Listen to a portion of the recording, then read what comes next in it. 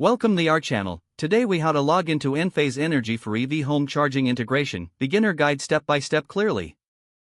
To begin, open a web browser on your device. In the address bar, type in the URL for Enphase Energy's official website. Press enter to navigate to the home page. Once the home page loads, look for the login button, usually found in the upper right corner.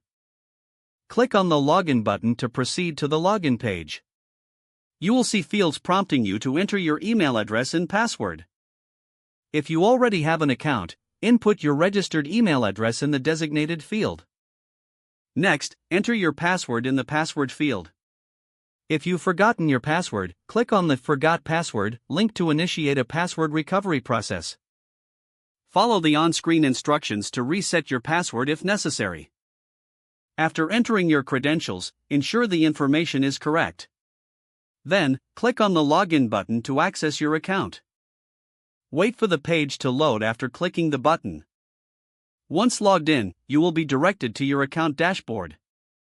From there, navigate to the section dedicated to EV home charging integration. Explore the available options for setting up your home charging system. If this is your first time, you may need to follow additional prompts to complete the integration.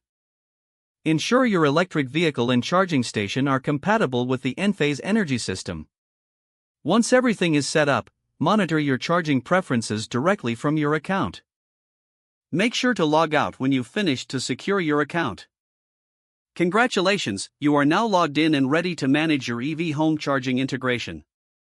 If the page does not load, refresh the browser or try again in a private or incognito window. Make sure you are using the correct email address, then retype it carefully to avoid small typos. If your password is not accepted, use the reset option and create a new strong password you can remember. Check your spam folder for verification or security emails, then complete any requested confirmation steps.